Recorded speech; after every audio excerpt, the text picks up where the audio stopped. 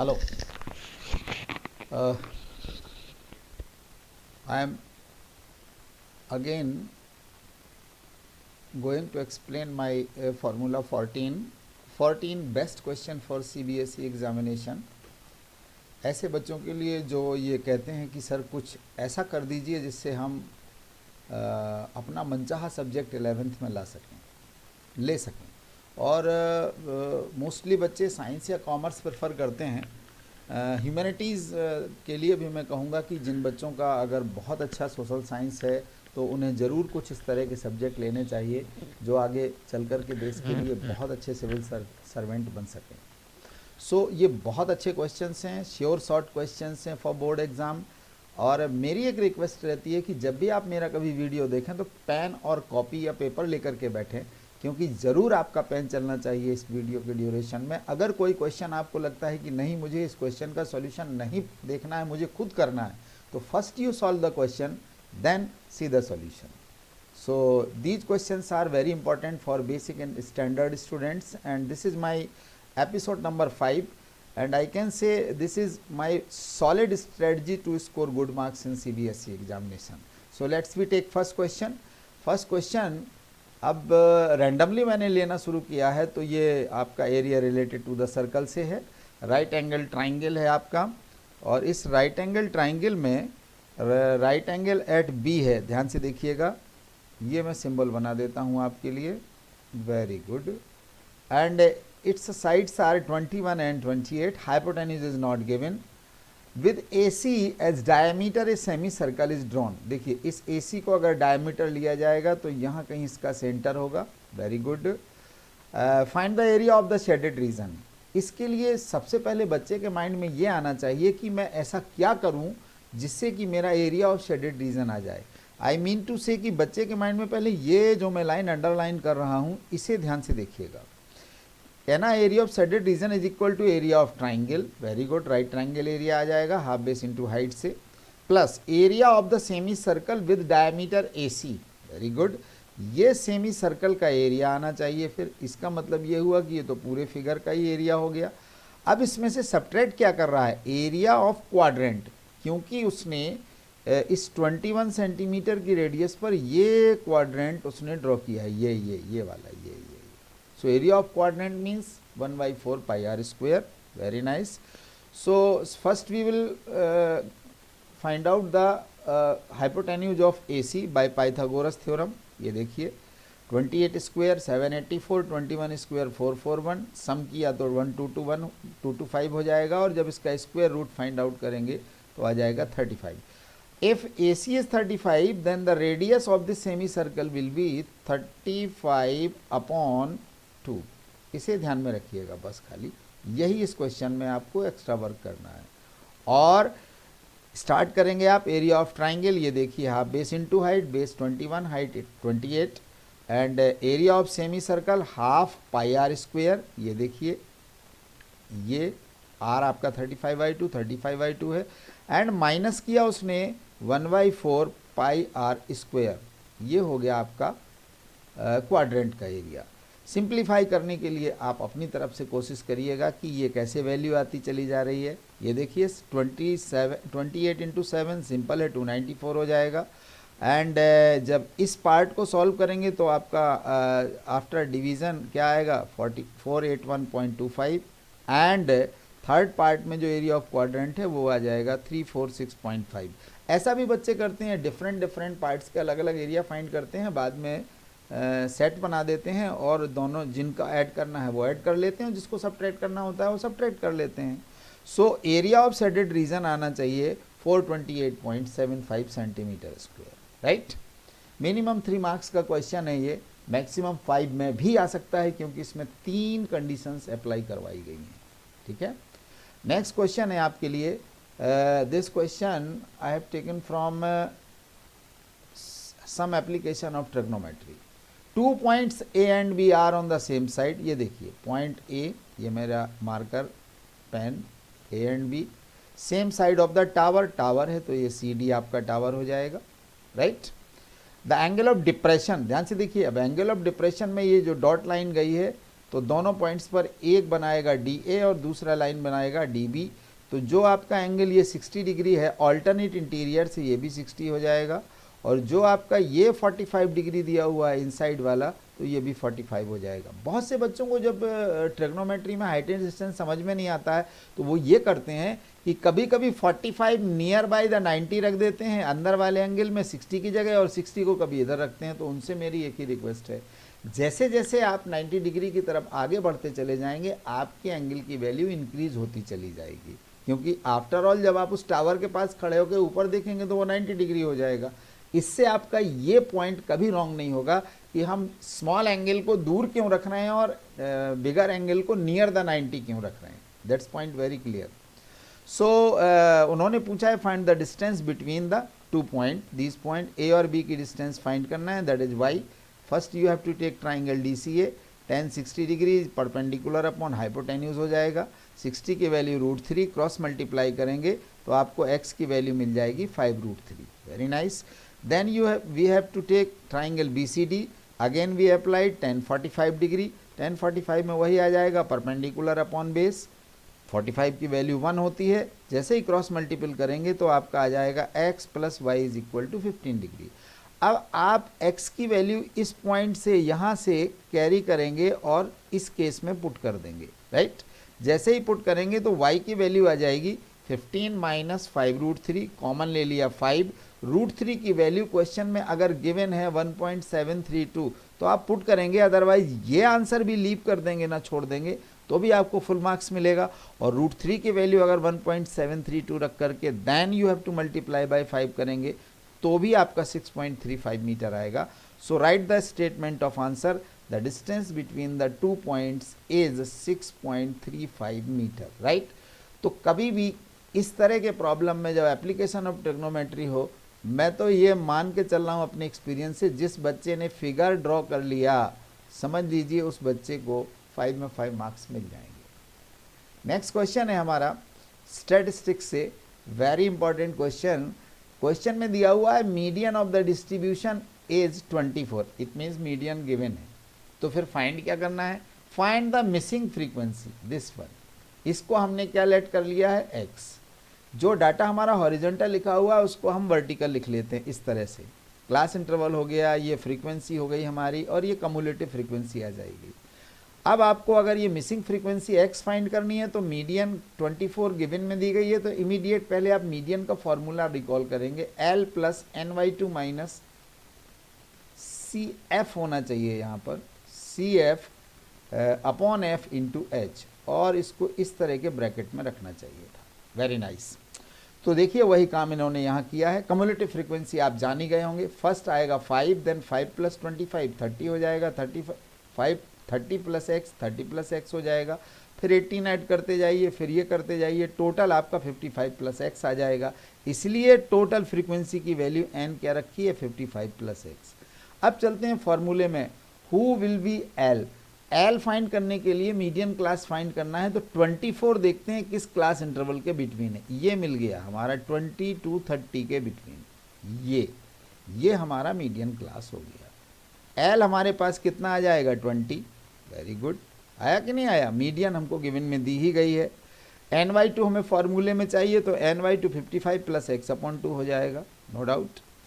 और h जो होता है वो हमारा क्लास इंटरवल का डिफरेंस या उसकी हाइट होती है, तो किसी का भी निकाल के देखिएगा आपको 10 ही आएगा। ये देखिए h हो गया 10, L हो गया 20। अब आपको फ्रीक्वेंसी कौन सी यूज़ करनी है ये ध्यान से देखिए। जो फ्रीक्वेंसी है वो आपको प्रीसीडिंग क्लास की लेनी है, ये f, right. But cumulative frequency में जो लेना पड़ेगा आपको CF में, वो उसी क्लास मीडियन क्लास की ही लेनी पड़ेगी, ये हो जाएगा CF। अब फॉर्मूले में ये दोनों वैल्यू रख दीजिए। मीडियन आपको 24 दिया हुआ है, L आपका 20 हो गया, 55 प्लस XY2 माइनस 30 CF हो गया, अपॉन में आपका F है तो वो आपका X हो जाएगा। X कैसे हो जाएगा, F तो हमारा 30 है, where is F, F is X, oh this is the frequency, या दिस इज द फ्रीक्वेंसी हमारी X है, ये देखिए, वेरी गुड। तो ये अगर आपने x की वैल्यू कितना, f की वैल्यू ये x रख दी, अब आप इसको सॉल्व करने के लिए एक काम करिएगा, हमेशा इस +20 को लेफ्ट में ले जाएंगे तो 24 माइनस 20 हो जाएगा। क्रॉस मल्टीपल करेंगे तो x का मल्टीपल जो माइनस करने पे आएगा ये 4x हो जाएगा, और जब ये 4x हो जाएगा तब आप इस ब्रैकेट को सिंप्लीफाई करेंगे। सिंप्लीफाई करेंगे तो 10 का मल्टीपल अंदर ले लीजिए, अंदर लेने पर आपका ये आ जाएगा 5 × 55 + x -300। So left and right side में ट्रांसपोज करते हुए -x = -25, दैट मीन्स x = क्या आ जाएगा 25 डिग्री। Very good. तो मिसिंग फ्रीक्वेंसी आपका आंसर आ गया 25 डिग्री। कभी खाली टाइम बैठे हो तो इसी क्वेश्चंस में यहाँ x की वैल्यू 25 रखिएगा, और 25 रखने के बाद इसकी मीडियन ज़रूर अपने आप कैलकुलेट करिएगा, और जब आप मीडियन कैलकुलेट करेंगे और आपका आंसर 24 आ जाए तो सोच लेना आपको मीडियन के कॉन्सेप्ट में अब कोई प्रॉब्लम नहीं है। क्वेश्चन नंबर 3 के बाद नेक्स्ट क्वेश्चन ले लेते हैं। वो क्वेश्चन है आपका प्रोबेबिलिटी से। बहुत दिन के बाद प्रोबेबिलिटी मैंने लिया है क्वेश्चन। ये बोर्ड का बहुत डियर एंड नियर क्वेश्चन है। कार्ड्स पर नंबर लिखे हुए हैं 1 to 30 और एक बैग में रखे हुए हैं। A card is drawn randomly, no problem. Find the probability that the card is prime number greater than 7. अब ध्यान से सुनिए, 1 to 30 में प्राइम कौन कौन से नंबर होते हैं, और ग्रेटर देन 7, तो 7 को तो इसमें इंक्लूड करना नहीं है। 7 के बाद अगला प्राइम नंबर कौन होगा 11, फिर क्या होगा 13, 17, 19, 23, 29, तो टोटल कितने नंबर हो गए 6। Very good. और ये प्राइम नंबर मोर देन 7 में आ गए 6, और पॉसिबल आउटकम टोटल कितने हो गए 30। तो फॉर्मूला ये लिखा हुआ है, probability of an event is equal to number of outcomes favourable to E upon total number of outcomes, no problem. तो आपका आंसर हो जाएगा 6/30, कैंसिलेशन करेंगे तो आपका आंसर आ जाएगा 1/5। सो नेक्स्ट क्वेश्चन है not a perfect square. 1 to 30 में परफेक्ट स्क्वायर कौन नहीं है, तो पहले ये पता लगाएं कौन है परफेक्ट स्क्वायर। तो फर्स्ट नंबर कौन आएगा परफेक्ट स्क्वायर में 1, देन 4, 2 2 जा 4, 3 3 जा 9, 4 4 जा 16, 5 5 जा।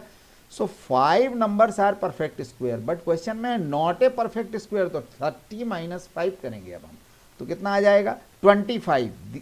25 ऐसे नंबर्स हैं 1 to 30 के बिटवीन जो परफेक्ट स्क्वायर नहीं है। तो अब आप फिर वही फॉर्मूला अप्लाई करेंगे कि probability of not a perfect square, that means number of favourable outcomes upon total number of outcomes 25/30, cancel out करेंगे 5 से, तो आंसर आ जाएगा 5/6। Very good. इस क्वेश्चन में सबसे इंपॉर्टेंट आपका फॉर्मूला है प्रोबेबिलिटी का, ये हर बच्चे को आना चाहिए, हर बच्चे को आना चाहिए। What is the probability, probability PE is equal to हो जाएगा number of favourable outcomes to E upon total number of outcomes to E. Simplest form में लिखते हैं जैसे हम लोग क्लासेस में, वैसे ही लिखिएगा। नेक्स्ट क्वेश्चन है क्वाड्रेटिक इक्वेशन से, वेरी इंटरेस्टिंग क्वेश्चन, और सीबीएसई में ये लास्ट 10 ईयर्स में कम से कम 5 बार पूछे गए हैं। पहला है आपका 2/x + 1 + 3/2x - 2 is equal to 23/5x। वैसे राइट हैंड साइड में बहुत कम प्रॉब्लम्स में वेरिएबल्स को लिया जाता है, लेकिन सीबीएसई ने एक बार लिया है, याद रखिएगा।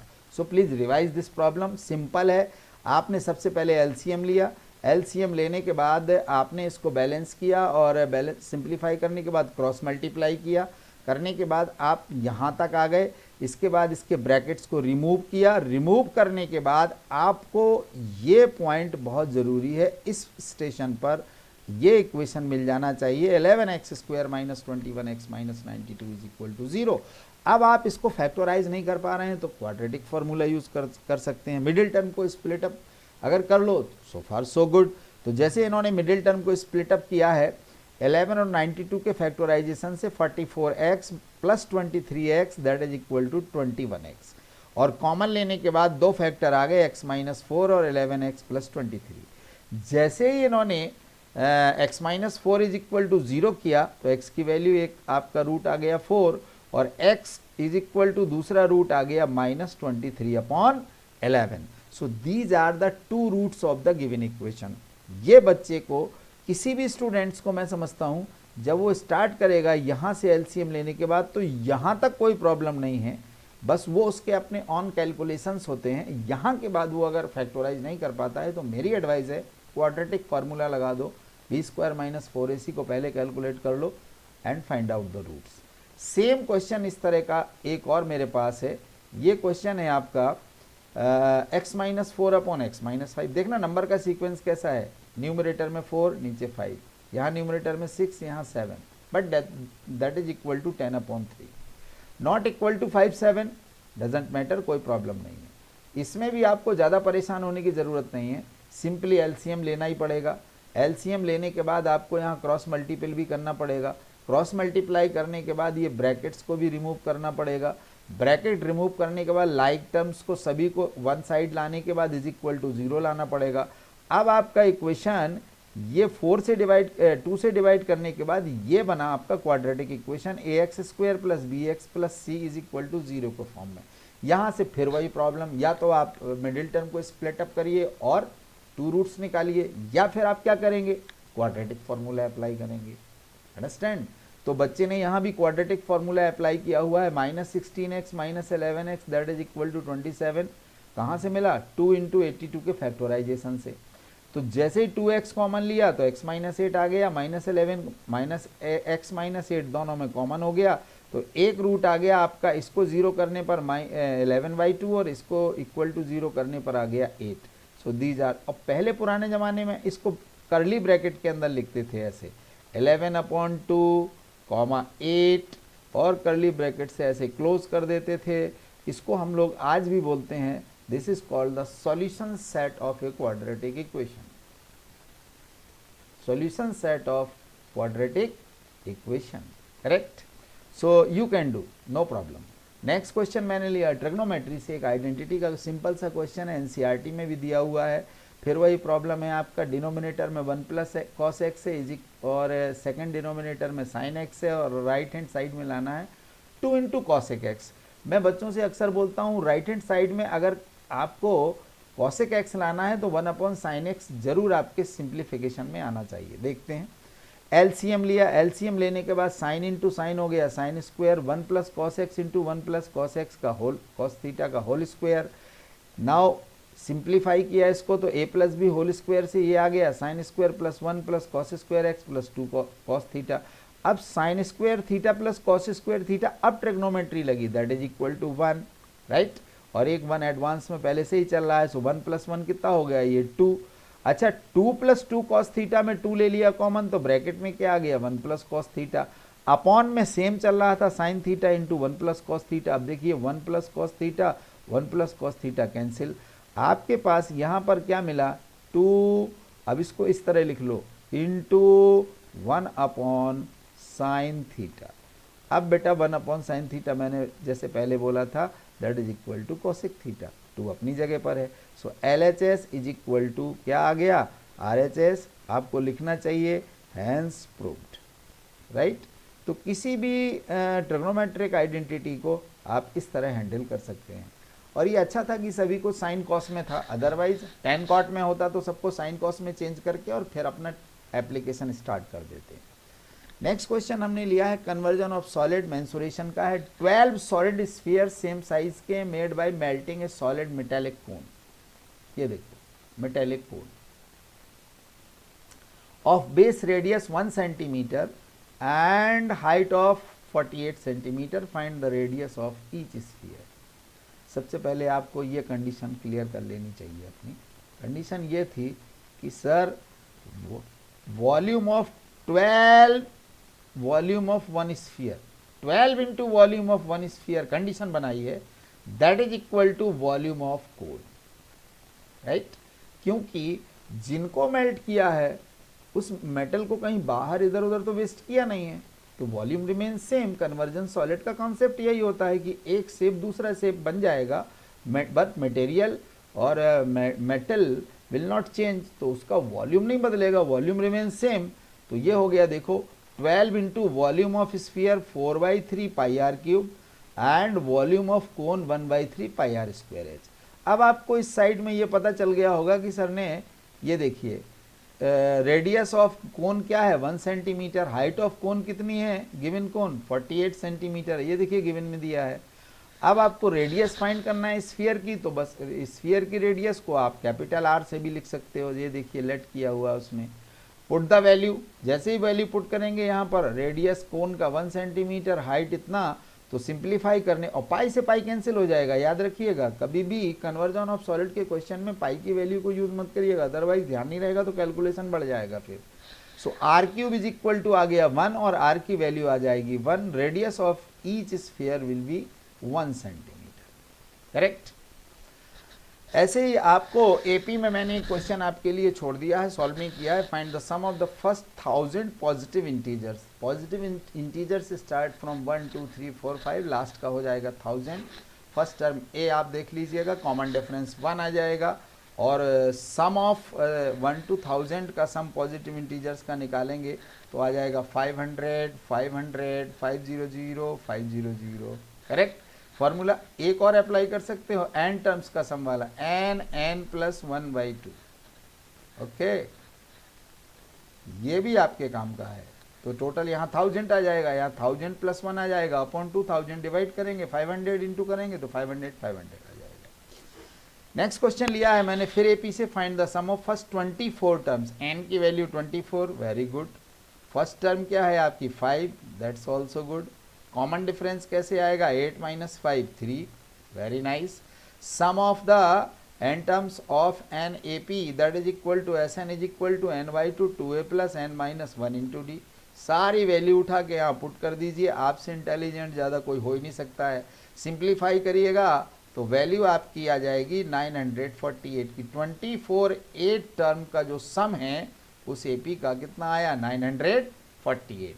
ये पार्ट मेरे लिए ज़्यादा इम्पॉर्टेंट है कि सारे एलिमेंट्स कलेक्ट करने के बाद बच्चे को ये फॉर्मूला रिकॉल हो जाना चाहिए। एक क्वेश्चन और मैंने ले लिया है जिसमें जनरल टर्म में यूज़ कर रहा हूँ। जनरल टर्म होती है a n is equal to a plus n-1 into d, no doubt. 35 terms आपको फाइंड करनी है। फर्स्ट टर्म 20 है, कॉमन डिफरेंस 17 - 20 करेंगे, -3 आ जाएगा, ये देखिए। और वैल्यू पुट करेंगे तो ए की वैल्यू 20 पुट कर दी, ध्यान से देखते जाइए। n-1, एन की वैल्यू आप 35 रखेंगे क्योंकि 35 टर्म निकालनी है। सो ये हो जाएगा 20 प्लस 35 - 1 इंटू -3, दैट इज 20 - 102, और आंसर आ जाएगा -82। इंपॉर्टेंट पॉइंट क्या है कि जनरल टर्म का फॉर्मूला बच्चे को याद आ जाना चाहिए, वेरी गुड। तो इस फॉर्मूला 14 में 4 फॉर्मूले तो यहीं दिख रहे हैं मुझे जो 4 मार्क्स आपको दिला सकते हैं।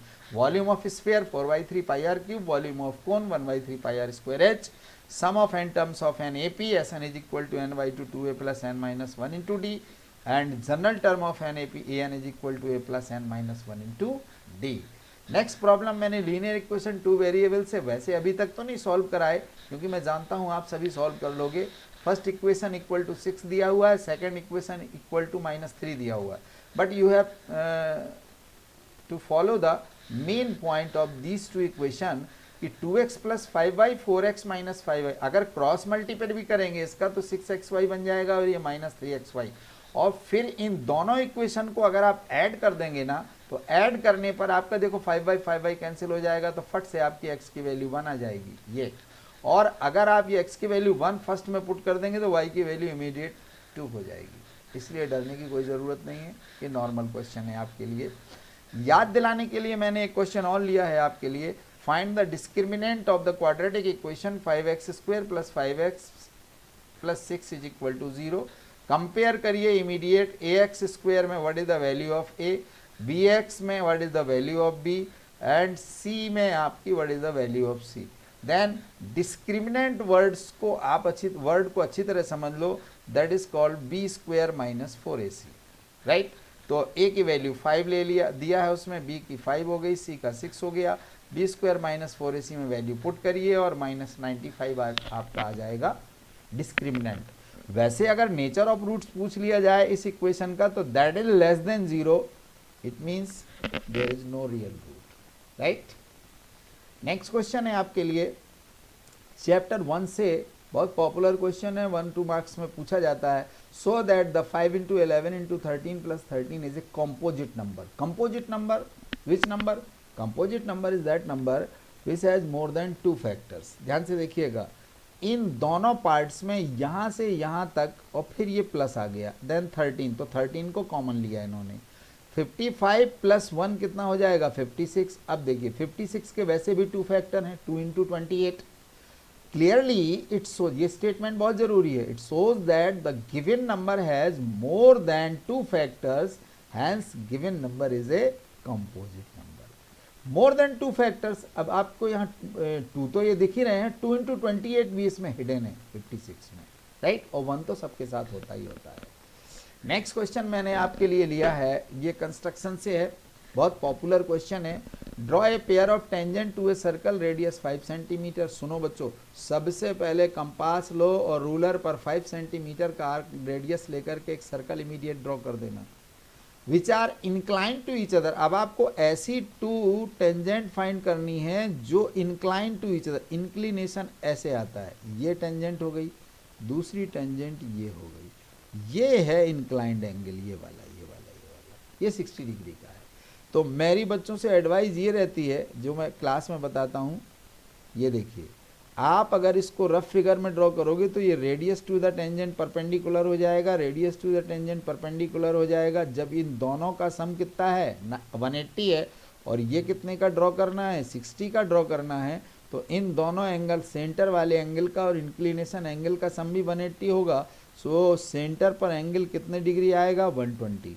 आपको मेरी एडवाइस ये है कि सबसे पहले ड्रॉ करेंगे radius 5 centimetre, as tangents are incline to each other at an angle of 60 degree, so angle between the radii of the circle is 120 degree. तो जैसे ही आप इस रेडियस को ज्वाइन करेंगे तो यहाँ पर आप कितने डिग्री का एंगल बना लेंगे 120 डिग्री का। सेकंड पार्ट ये है कि आप इस यहाँ पर आकर के 90 डिग्री का एंगल ड्रॉ कर दीजिए इस पॉइंट ऑफ कॉन्टेक्ट से, राइट, ये देखिए एक ये वाली चली जाएगी आपकी टेंजेंट।